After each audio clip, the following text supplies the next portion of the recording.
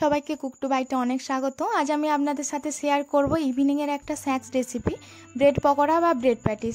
আজকের এই স্ন্যাক্স রেসিপিটি আপনাদের সাথে আমি মেরি বিস্কুট দিয়ে শেয়ার করব। চলুন তাহলে রেসিপিটি দেখে নেওয়া যাক।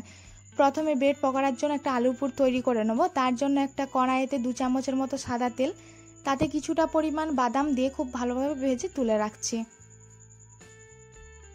তারপরে আবার দিয়ে দিচ্ছি 1 চামচের মতো সাদা তেল। আপনারা চাইলে এখানে সরষা তেলও ব্যবহার করতে পারেন।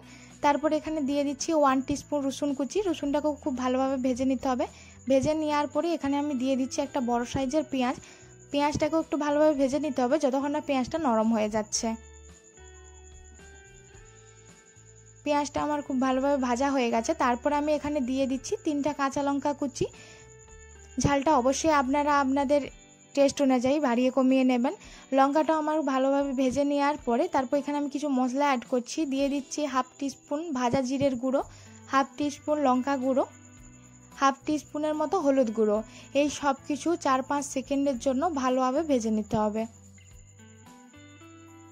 একটু মিশিয়ে নেওয়ার পরে তারপর এখানে দিয়ে দিচ্ছি 1/2 টিস্পুন ম্যাগি মশলা। আপনারাও চেষ্টা করবেন এখানে ম্যাগি মশলাটা ব্যবহার করার জন্য। ম্যাগি মশলাটা দিলে এখানে আলুর পুরের স্বাদটা দ্বিগুণ হয়ে যাবে। প্রথমেই আমি 2টা আলু সিদ্ধ করে ম্যাশ করে রেখেছিলাম, সেই আলুটাকে দিয়ে দিলাম।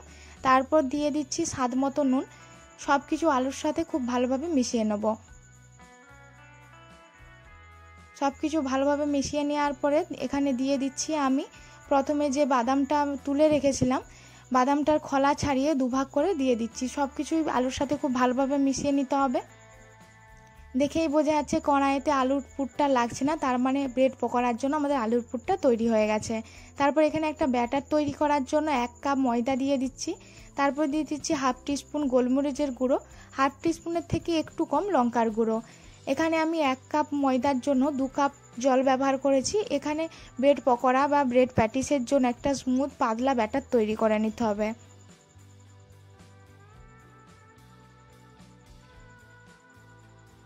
সব কিছু খুব ভালোভাবে ফেটিয়ে নিয়েছি।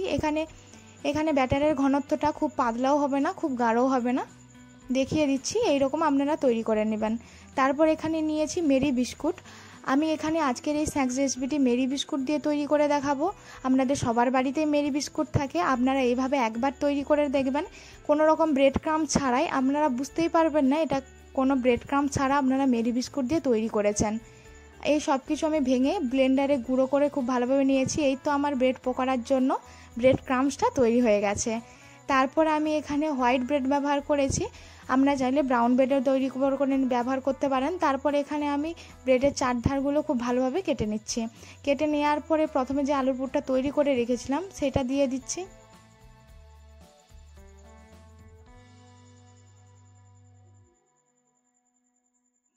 এর উপর থেকে আরেকটা ব্রেডের স্লাইস দিয়ে দিচ্ছি।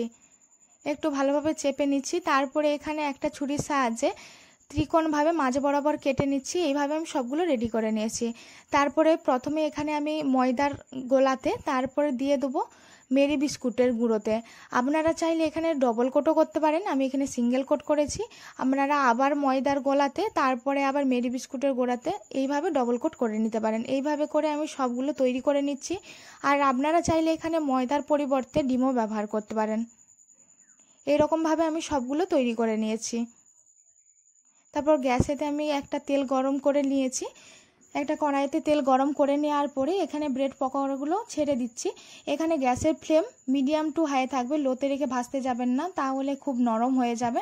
এখানে মিডিয়াম টু হাই রেখে ব্রেড পকোড়াগুলো ভেজে নিতে হবে। এখানে ব্রেড পকোড়াগুলো ভাজতে বেশি সময় লাগবে না, 2-3 মিনিট সময় নিয়ে ভাজলে এখানে ব্রেড পকোড়াগুলি তৈরি হয়ে যাবে।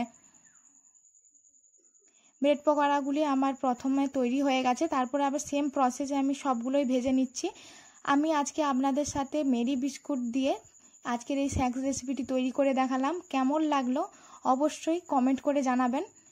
এইভাবে করে আমি সবগুলো ভেজে নিয়েছি। আমার অনুরোধ রইল এইভাবে করে আপনারা একবার বাড়িতে বানান, আপনারা বুঝতেই পারবেন না কোনো রকম ব্রেড ক্রাম্ব ছাড়া আপনারা মেরি বিস্কুট দিয়ে তৈরি করেছেন। আজকের এই রেসিপিটি ভালো লাগলে অবশ্যই সাবস্ক্রাইব করে পাশে থাকবেন।